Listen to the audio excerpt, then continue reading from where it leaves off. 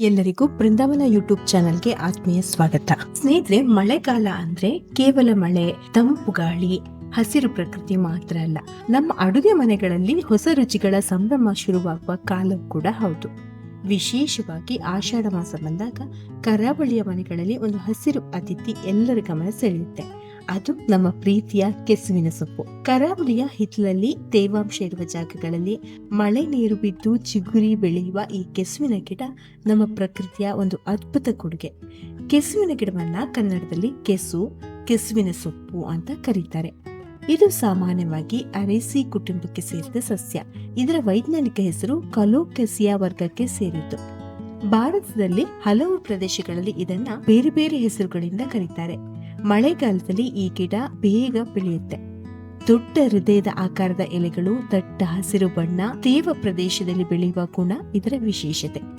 ಆದ್ರೆ ಸ್ನೇಹಿತರೆ, ಕೆಸುವಿನ ಸೊಪ್ಪು ಒಂದು ತರಕಾರಿ ಮಾತ್ರ ಅಲ್ಲ, ಇದು ನಮ್ಮ ಹಿರಿಯರ ಜೀವನ ಶೈಲಿಯ ಒಂದು ಭಾಗ.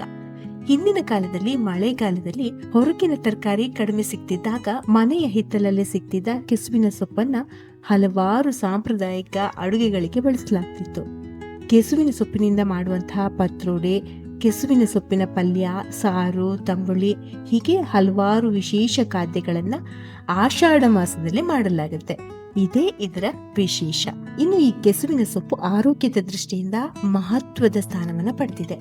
ಈ ಕೆಸುವಿನ ಎಲೆಗಳಲ್ಲಿ vitamin A, vitamin C, calcium, ಕಬ್ಬಿಣ ಹಾಗೂ ನಾರಿನಾಂಶ ಇರೋದ್ರಿಂದ ಇದೊಂದು ಪೌಷ್ಟಿಕ ಆಹಾರವಾಗಿದೆ.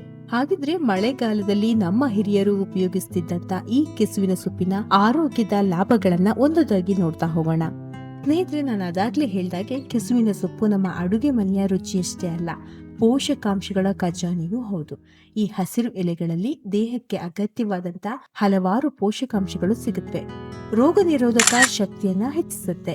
ಕೆಸುವಿನ ಎಲೆಯಲ್ಲಿರುವ ವಿಟಮಿನ್ ಸಿ ದೇಹದ ಸಾಮಾನ್ಯ ರಕ್ಷಣಾ ವ್ಯವಸ್ಥೆಗೆ ಸಹಾಯ ಮಾಡುತ್ತೆ. ಮಳೆಗಾಲದಲ್ಲಿ ದೇಹವನ್ನ ಆರೋಗ್ಯವಾಗಿಡಲು ಪೌಷ್ಟಿಕ ಆಹಾರಗಳ ಸೇವನೆ ಅತಿ ಮುಖ್ಯವಾಗಿರುತ್ತೆ. ಜೀರ್ಣಕ್ರಿಯೆಗೆ ಸಹಕಾರಿ. ಕೆಸುವಿನ ಸೊಪ್ಪಿನಲ್ಲಿ ನಾರಿನಾಂಶ ಇರೋದ್ರಿಂದ ಇದು ಜೀರ್ಣಕ್ರಿಯೆಯನ್ನ ಸರಾಗಗೊಳಿಸಲು ಸಹಾಯ ಮಾಡುತ್ತೆ. ಸರಿಯಾದ ಪ್ರಮಾಣದಲ್ಲಿ ಸೇವಿಸಿದ್ರೆ ಹೊಟ್ಟೆಯ ಆರೋಗ್ಯಕ್ಕೆ ಉಪಯುಕ್ತವಾಗಿದೆ. ರಕ್ತದ ಆರೋಗ್ಯಕ್ಕೆ ಸಹಾಯ. ಇದರಲ್ಲಿರುವ ಕಬ್ಬಿಣದಂಶ ದೇಹದ ರಕ್ತ ನಿರ್ಮಾಣ ಪ್ರಕ್ರಿಯೆಗೆ ಅಗತ್ಯವಾದ ಪೋಷಕಾಂಶಗಳಲ್ಲಿ ಒಂದು. ಮೂಳೆ ಬಲಕ್ಕೆ ಪೋಷಣೆ.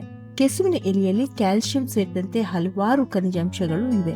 ಇವು ಮೂಳೆಗಳ ಆರೋಗ್ಯಕ್ಕೆ ಅಗತ್ಯವಾದ ಆಹಾರವಾಗಿದೆ. ಕಣ್ಣಿನ ಆರೋಗ್ಯಕ್ಕೆ ಪೋಷಕಾಂಶಗಳು. ವಿಟಮಿನ್ ಎ ಮತ್ತು ಕ್ಯಾರೋಟಿನಾಯ್ಡ್ಗಳು ಕಣ್ಣಿನ ಸಾಮಾನ್ಯ ಆರೋಗ್ಯಕ್ಕೆ ಸಹಕಾರಿಯಾಗುವಂತಹ ಪೋಷಕಾಂಶಗಳು. ಇವು ಕೆಸುವಿನ ಎಲೆಯಲ್ಲಿ ಯಥೇಚ್ಛವಾಗಿದೆ. ದೇಹದ ಸಮತೋಲನಕ್ಕೆ. ಕರಾವಳಿ ಪ್ರದೇಶಗಳಲ್ಲಿ ಹಿರಿಯರು ಮಳೆಗಾಲದಲ್ಲಿ ಕೆಸುವಿನ ಸೊಪ್ಪನ್ನ ಆಹಾರದಲ್ಲಿ ಸೇವಿಸುತ್ತಿದ್ರು. ಮಳೆಗಾಲದಲ್ಲಿ ದೇಹವನ್ನ ಬೆಚ್ಚಗಿಡೋದಕ್ಕೆ ಇದು ಸಹಾಯ ಮಾಡುತ್ತೆ. ಸ್ನೇಹಿತರೆ, ಆದ್ರೆ ಒಂದು ವಿಷಯವನ್ನ ಇಲ್ಲಿ ನೆನಪಲ್ಲಿ ಇಡಬೇಕು. ಕೆಸುವಿನ ಎಲೆಗಳಲ್ಲಿ ನೈಸರ್ಗಿಕವಾಗಿ ಇರುವ ಕ್ಯಾಲ್ಸಿಯಂ ಆಕ್ಸಲೇಟ್ ನಂತಹ ಅಂಶಗಳಿಂದ ಕೆಲವರಿಗೆ ಗಂಟಲು ಕೆರೆತ ಶುರುವಾಗುತ್ತೆ. ಆದ್ರಿಂದ ಅದನ್ನ ಚೆನ್ನಾಗಿ ಬೇಯಿಸಿ ಸರಿಯಾದ ವಿಧಾನದಲ್ಲಿ ತಯಾರಿಸಿ ಸೇವಿಸೋದು ಮುಖ್ಯ. ಮಳೆಗಾಲದಲ್ಲಿ ದೇಹ ತಂಪಾಗಿ ಶೀತ, ನೆಗಡಿಯಂತಹ ಆರೋಗ್ಯ ಸಮಸ್ಯೆಗಳು ಉಂಟಾಗುತ್ತವೆ.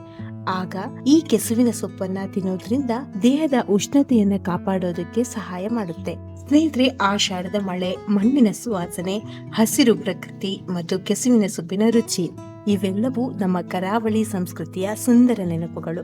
ನಮ್ಮ ಹಿರಿಯರು ಆಷಾಢ ಮಾಸದಲ್ಲಿ ಕೆಸುವಿನ ಸೊಪ್ಪನ್ನ ಆಹಾರದಲ್ಲಿ ಸೇರಿಸುತ್ತಿದ್ದುದು ಕೇವಲ ಸಂಪ್ರದಾಯಕ್ಕಾಗಿ ಅಲ್ಲ, ಅದರ ಪೌಷ್ಟಿಕ ಮೌಲ್ಯವನ್ನ ಅರಿತಿದ್ರು. ಸರಿಯಾದ ರೀತಿಯಲ್ಲಿ ತಯಾರಿಸಿ ಸೇವಿಸಿದ್ರೆ ಇದು ನಮ್ಮ ಆಹಾರದಲ್ಲಿ ಒಂದು ಉತ್ತಮ ಪೌಷ್ಟಿಕ ಆಹಾರವಾಗುತ್ತೆ. ಹಾಗಾದ್ರೆ ಇನ್ ಮುಂದೆ ಮಳೆಗಾಲದಲ್ಲಿ ಕೆಸುವಿನ ಸೊಪ್ಪು ನೋಡಿದಾಗ ಅದು ಕೇವಲ ಒಂದು ಸೊಪ್ಪಲ್ಲ, ಪೋಷಕಾಂಶಗಳ ಖಜಾನೆ ಅನ್ನೋದು ನೆನಪಿರ್ಲಿ. ಇಂತಹ ಉಪಯುಕ್ತ ಮಾಹಿತಿಗಾಗಿ ನಮ್ಮ ಚಾನೆಲ್ ಅನ್ನ ಫಾಲೋ ಮಾಡಿ. ಸರ್ವೇ ಜನ ಸುಖಿನೋ ಭವಂತು. ಶುಭ ದಿನ ನಿಮ್ದಾಗ್ಲಿ.